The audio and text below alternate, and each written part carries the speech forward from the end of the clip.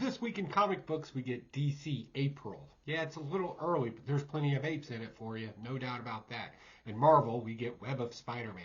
And I'm just going to go ahead and apologize now to all you web heads out there. This one's going to sting a little bit. And in Independence, take your pick. G.I. Joe or Cobra Commander. It's all golden over here. Both of them are great. That, a few other comic books. But first, I have to try to sell you some coffee. Coffee. Nectar of the gods. Hey, what's going on, folks? This is your boy Pocan Joe to talk to you about Coffee Brand Coffee. We serve people that are tired of gimmicky advertising and branded companies that want to lecture you. At Coffee Brand Coffee, all we want to do is serve you freshly roasted coffee wherever you're at, whenever you want it. Consider Coffee Brand Coffee. Check us out, check our reviews out, and use promo code POCANJOE or the link down in the description to save yourself some money. Give me the opportunity to get you a delicious cup of coffee. All right, you wonderful weirdos. Thank you for coming by this week's haul and review. We got some pretty interesting stuff for you. Let's kick it off with April Special number 1. Yes, this is a little early. It's not an April book, but it's apes, right? Lots of apes and monkeys. If you're an ape and monkey fan out there, it's chock full of that for you with the very first story in it, with just about every primate-themed character you want being separated into two groups. The bad guys and the good guys. Doom and Justice League of primates. Right? And they battle each other. When I say all of them, Superman's pet chimp's in there. You get Glee from the Wonder Twins, that purple alien monkey looking thing. Yeah, him. Detective Chimp. And then over on this, you got Grodd and just everybody else, right? Even some that I didn't really know that much about. But after looking them up, they're legit characters that have been in comic books. And of course, our most modern one to date being Monkey Prince as well. Even though he's kind of like during the day, he's a student, and at night he's a crime-fighting monkey guy with detachable arms. It's godlike. It's a little weird. But in the first story, again, this is exactly what it is supposed to be. It's whimsically fun. All the stories in it, with the exception of one. The one with Detective Chimp talking the guy into turning himself in for a murder that he committed was probably a little darker than the rest of it in there. But then it flipped right over to like the Monkey Prince grandfather cloning his detachable arms for evil purposes. Just like family. You give them a hand and they clone you for evil. It's crazy. But all in all, it's exactly what it was. But something that I found even more interesting in this is, as a collector of comic books, and I theme out my collection. I don't just collect runs. I have themes behind all my collections. And I know a lot of you do that too out there. So in here, we saw a bunch of covers of classic DC comic books, and it just showed the covers with the various apes and stuff like that on it. And I was like, I wonder if anybody in the community collects ape or monkey covers. If that's a thing. Like, I know you collect skull covers and shark covers and good girl covers and Neo girl covers and all that kind of stuff. But does anybody collect primate? We'll just call them primate covers. Does anybody collect primate covers?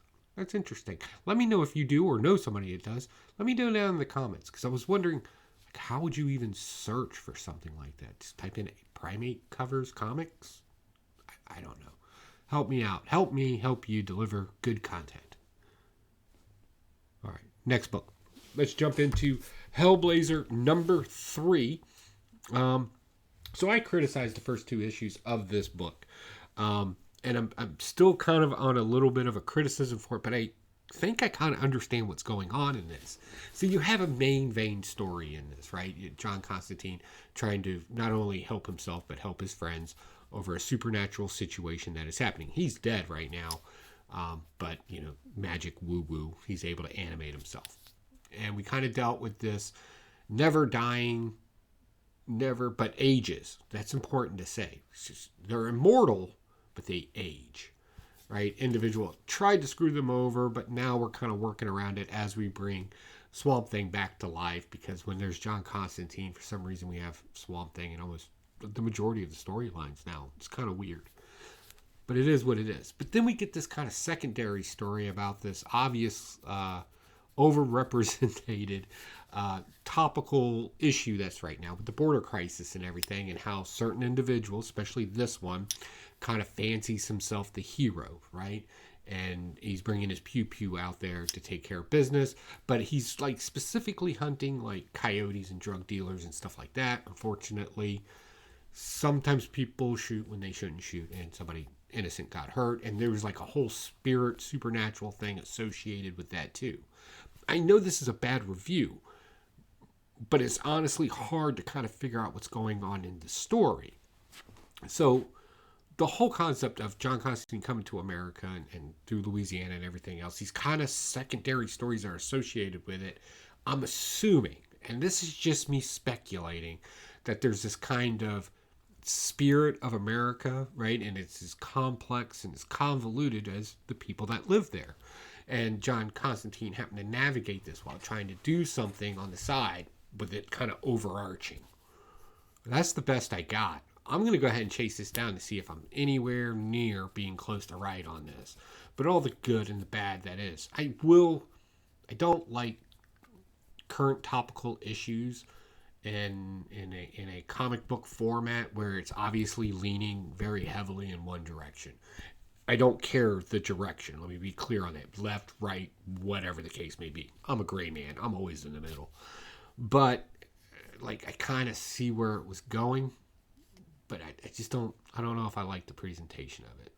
But that's what this channel is about. Sometimes we're just going to chase down and read things we don't either understand or like. It's not the point of a review.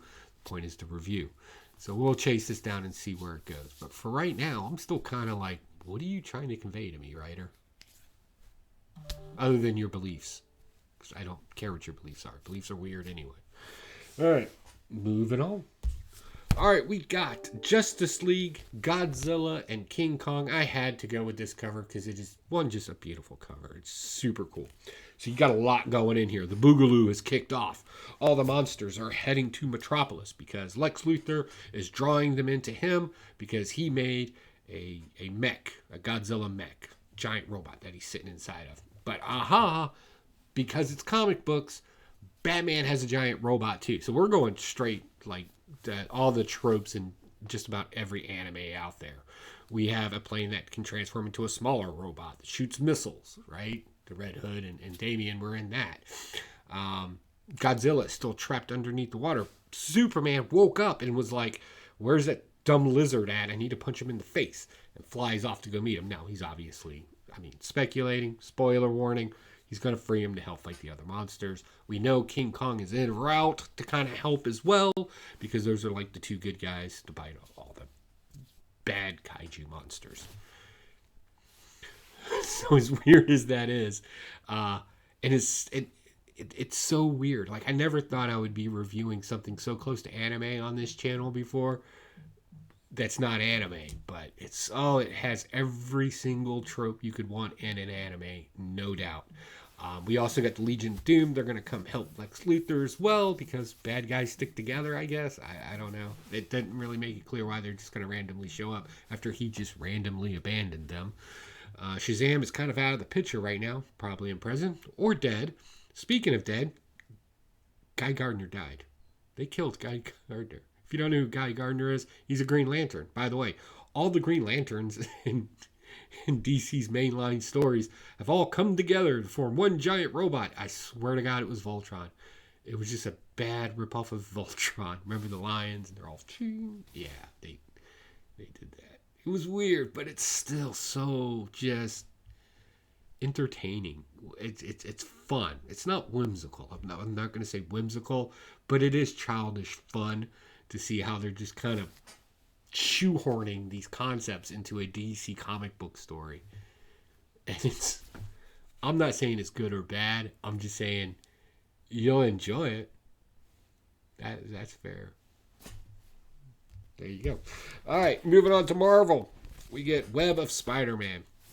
Look, I know we have some Spider-Man fans out there, but I can literally trash this book because it's not about the Spider-Man that we all know and love. It's about every single other one and all the different branches. For Chasm's back. Oh, you forgot who Chasm was? He's got a locked up.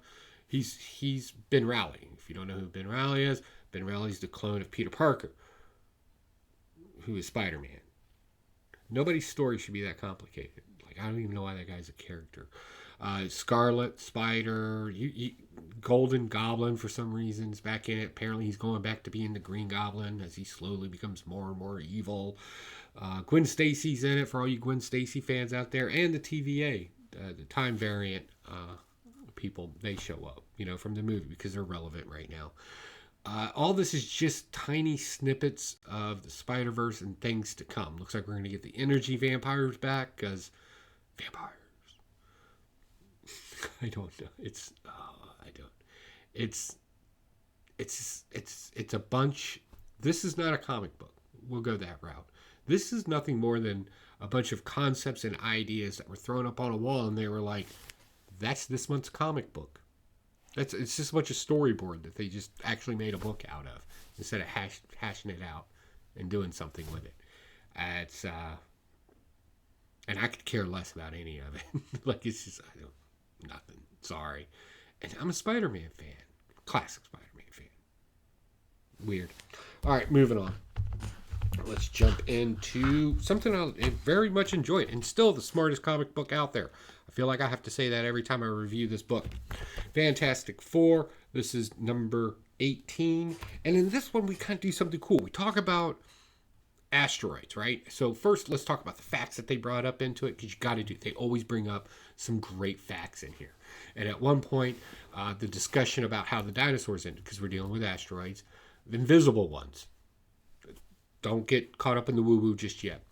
But at one point, this lesson kind of comes through, and it was like, hey, Johnny, describe to me what you thought of how the dinosaurs went extinct, right? And so Johnny Blaze goes into this long story about how the asteroid was shooting across, and some of the dinosaurs looked up at it. You've seen this picture before where they're watching and they're watching it, and then eventually the thing, this shockwave rushes over and kind of slowly kills everything over a period of time.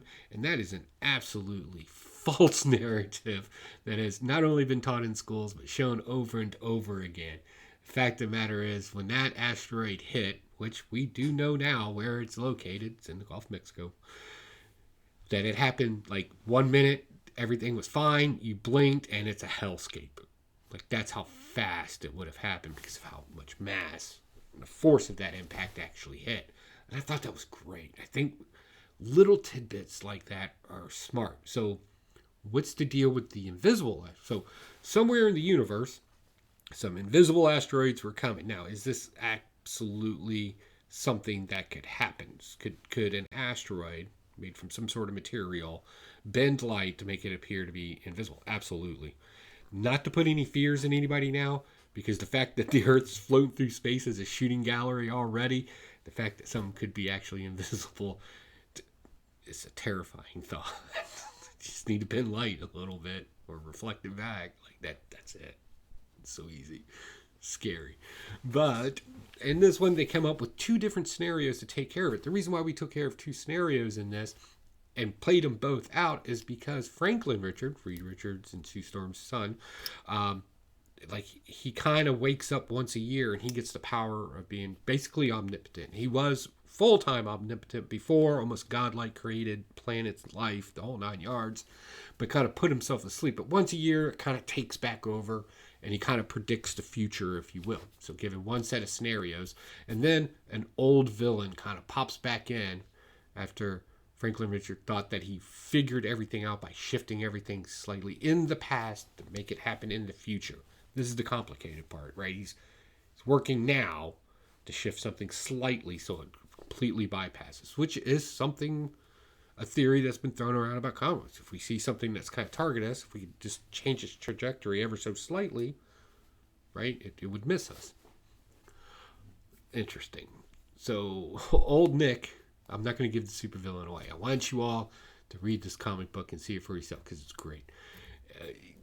Kind of realizes what Franklin did, so he kind of alters it back. And so now the Fantastic Four has to come up with another solution at present time to deal with the situation. And they come up with a totally different plan, and it worked as well. And I thought this was smart that they did it this way. because I'm one of those people that says, you know, if there's only one way to do something, we're not being creative. We're not solving a problem. We're just reacting to a problem, right? There should always be choices to fix an issue, a problem, or something like that. Like, this is the only way to do it, is from creatively lazy people.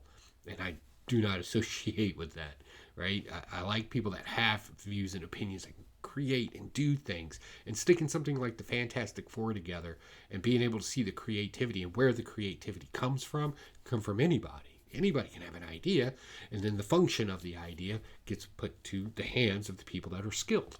And I thought that was great. And it exuberated that concept in this comic book. And it's one of the things I always say in comic books, you know, as woo-woo, as fantastic and as exciting as a comic book can be, you know, putting just that little bit of just ultimate truth into it, oh man, can really inspire somebody. Hopefully a kid reads this and is like, I want to know more about asteroids. I want to know different ways we can take care of asteroids attacking the Earth. And maybe they'll come up with something cool someday. That would, man, if your kids do that, let me know. That would be awesome. All right, moving on. I've talked way too much on that one. All right, Wolverine. Magnaport Knights. Yes, this is issue 2. So this is exactly what you would expect from it. It is a classic late 80s, early 90s type comic book. Non-stop action throughout the thing. It's mostly a bloodbath in it. Fighting as Wolverine and Captain America and the Black Widow try to solve a crime, basically, to help some people. Pretty much reviewed it in issue 1, the plot of the story, and in this one they just meet their informant or the character to progress the story a little bit more. I don't know, though. Nothing, after reading Fantastic Four and reading this, I kind of, like, it affected me. I was like, oh, this is, I don't know. Oh, that's sad to say, because I like these kind of stories too, but I think I just read it in the wrong order. That's what I'm going to go with. There's nothing on the writers, nothing on the artwork in it. It was just after reading something I was so engrossed with, when I had to read this, it was like, oh, it's like all the action scenes from a John Wick movie with none of the story plot to it. That's my fault. Okay, moving on. So I took a little bit of a break before I moved on to my next stories, because I kind of realized it then.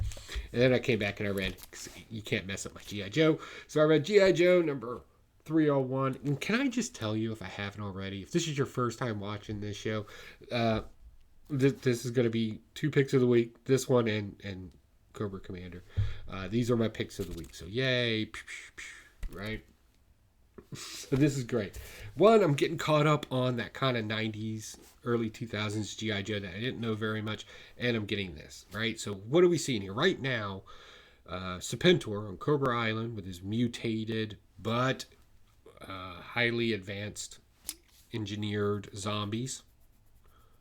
It sounds ridiculous to say, but I'm going to go with it. Are making all the moves. They're poking and prodding and kind of seeing where weaknesses are, with little small groups attacking or sent out to Springfield to kind of mess with Cobra Commander, and G.I. Joe to kind of see what's going on there, right? And kind of also spying, we learn now, on Destro as well, as they've implanted a fake Zartan to kind of get plans from him as well. So right now, the intelligence network is completely owned by Serpentor. Now, Cobra Commander realizes he's been spied on. So now it's time for an offense in some way, shape, or form. G.I. Joe, of course, captures the ones that have broken into their place and got their information. They grab them up because they want to learn more about what's making these things animated and working, right? And things along those. And of course, Serpentor, being the overachiever of douchebaggery that he is trying to figure out a way to screw over the people he recently just partnered with, Alpha 0001. That's basically your synopsis. This is really an in-between issue, but I think it's going to be key, because G.I. Joe's got to learn something, Commander's got to go on the offense for a reason, and of course our female Snake Eyes character, Dawn, is kind of being progressed into the battle as well, as she has to escape Springfield now because she may have been found out about. Boom. Best review ever. You're welcome. So yeah, all in all, if you're not on G.I. Joe right now, man, I don't know, man. I think you might be missing out. And as a person, I really don't like recommending comic books, but if you watch this channel and you've enjoyed the things that we talk about on here, G.I. Joe's right there with you. And with that said, let's segue into the next comic, which is Cobra Commander. This is issue 3, and this is interesting because we're getting kind of like a precursor. Cobra Commander. This is part of the Energon universe. It's not in line with G.I. Joe. I should say that after reviewing a G.I. Joe comic book. So this is a different storyline. So in this one, we're kind of finding out when Cobra Commander broke away from Cobra Law and kind of entered the world. We learned that he's looking for Energon, right? The things that fuel Transformers and all that kind of stuff. And he gets caught by the Dreadnoks in this one, and he gets tortured brutally by the Dreadnoks. Torch, Ripper, the whole 9 yards, right? And of course, we also meet Zarana, right? Her brother, the whole 9 yards, right? All those great 80s characters. But this is interesting because something unique happens in here, and I'm not going to say it was a revelation because I'm just reading a comic book, but I found something interesting in here. One, how much torture Cobra Commander can actually take, and what really separates Cobra Commander away from everybody else as a character. His observation and use of information to mislead and trick people is at a level that I don't even think politicians have. Like in this one, so what he does ultimately, he's being tortured for information. You know, who are you? Why are you here? Blah, blah, blah, blah. He's not giving up any information, by the way. Like, he eats all that punishment. They're cutting into him, setting him on fire. Like, they're doing all kinds of horrific things to him that ultimately justify his revenge to some degree. And while this all happens, things start calming down. They're kind of like, geez, you're kind of a hard nut to crack here. He starts noticing interactions in between. He's super hyper observant and kind of just regurgitates what just happened to the person that's about to inflict this pain on them, sending that person into a range saying, yeah, you know what, they do treat me like that. Let me go have a talk with them. Literally starting infighting inside the Dreadnoks. And I just thought that was great. That is truly something different and unique take on Cobra Commander and what he's able to do. I know from the cartoon he was a cowardly, egotistical leader, right? And it's easy to put him in that light. But to see him in this light, I thought that was a little interesting. Like, there's some cunning there, like a snake, maybe even a cobra. Also, we get Nemesis Enforcer as he breaks out of his costume and just kind of starts laying it to the Dreadnoks. And that was fantastic as well. So as we move along in the Energon universe with Duke, Cobra Commander, Transformers, I'm on board with all that. G.I. Joe, still top picks this week. Give them all. They're more fireworks. Just boom, boom, boom, boom. Great stuff. All right. Guys, that is it. That's my comic book haul and review. I hope you enjoyed it. Definitely let me know what your thoughts were about these comic books down below. Love to have a conversation with you about it. We got some things coming up in the future. Good, fun stuff happening. So definitely make sure you hit that notification bell. Give me a subscribe. And let's hang out together and talk nerd stuff. Oh, and don't forget, Heroes Con 2024 in July. I'm going to be there. I hope to see you there as well. Definitely let me know. All right, guys. I'll talk to y'all later. Bye.